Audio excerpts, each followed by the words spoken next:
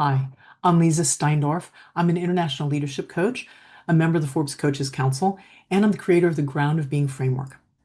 So in 2026, I want to offer you a different stance. Don't set resolutions.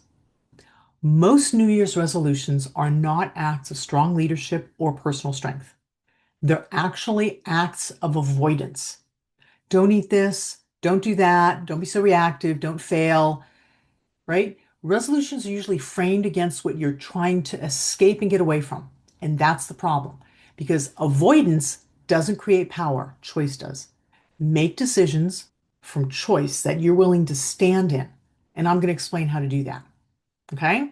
So, resolutions are actually what you're trying to get away from. So, just listen to how this sounds, right? If you say, I need to stop procrastinating, or I need to quit being so emotional or intense. I'm going to stop overworking or stop being a people pleaser, right? And even if we put different words on it, that's usually what we're doing is we're moving away from what it is that we don't want. And that's neither leadership nor is that personal freedom. It's actually self-management, and you're doing it through pressure. And interestingly enough, and this is why you get stuck there, is when you're moving away from what you don't want, your attention is actually glued to the very thing that you're trying to move away from.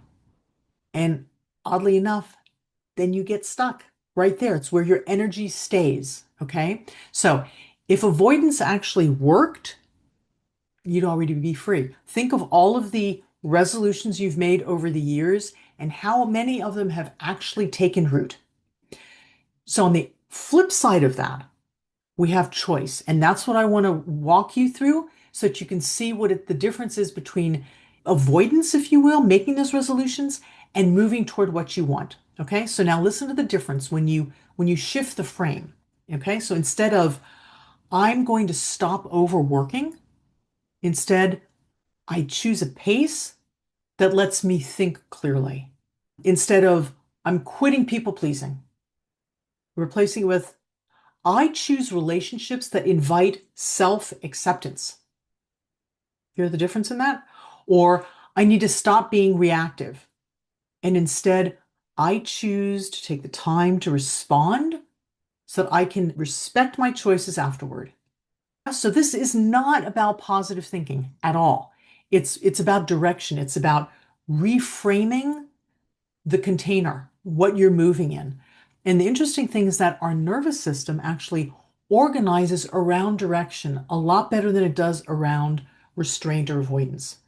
And restraint and avoidance is actually effortful. It takes a lot of energy to not do that, to stay away from that.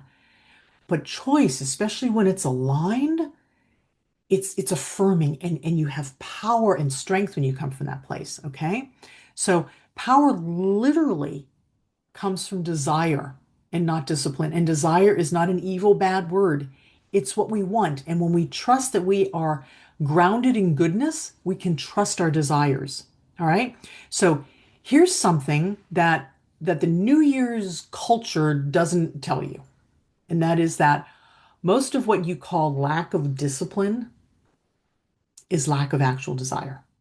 So obviously, you can, white knuckle your way through January and make it to February with your resolutions. But what actually sustains change is wanting what's on the other side of that efforting. So if you start there, if you start with the desire rather than the avoidance so that you can get to the whatever it is, it's a lot easier, a lot less effortful.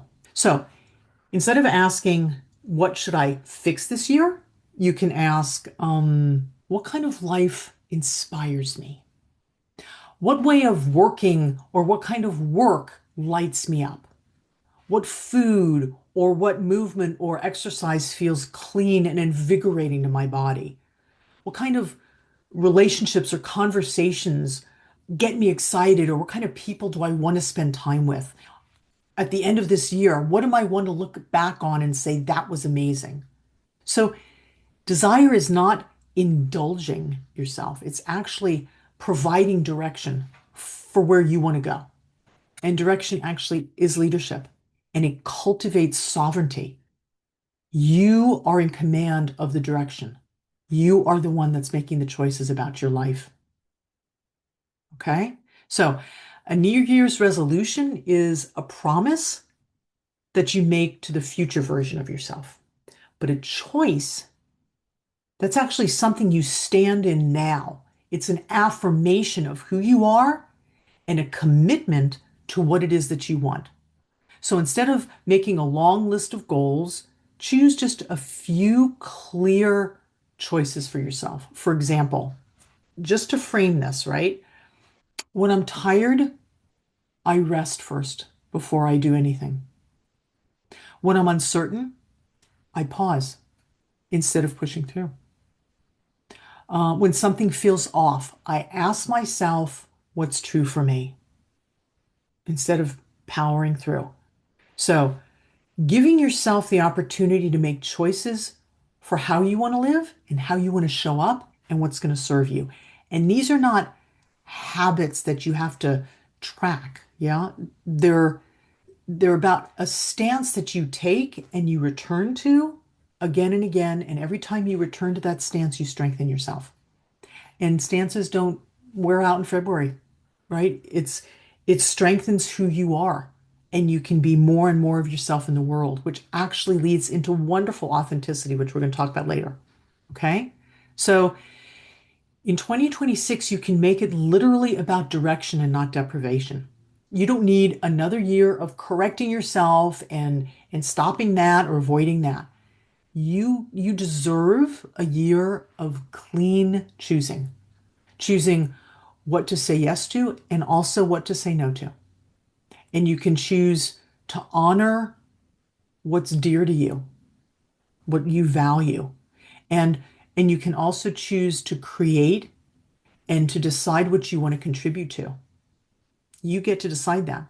And what kind of energy you're willing to live inside, what you want to generate and embody, right, for yourself. So that is the farthest thing from fixing you because you don't need to be fixed. You're amazing.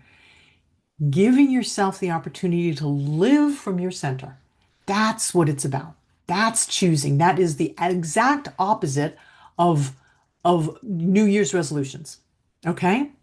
So don't make New Year's resolutions for 2026. Make choices. Make aligned choices. And then make them again and again and again. And not making them from fear or from self-judgment, but really from that desire within yourself, from clear direction, from the ground beneath you, and from that excitement inside of yourself. Give yourself that opportunity. Let it be a happy new year, right? A good new year for yourself. Okay? So, if this in any way helped you reframe how you're thinking about the year ahead, share it with other people, like the video, subscribe to the channel, and if you want more ideas about building a life and leadership that's really self-chosen and not forced, then explore more of my work. Get in touch with me through the ground of being at leezasteindorf.com. And remember, 2026 can be totally about choice and about moving toward what it is that you want. I invite you to choose. Have fun and be well.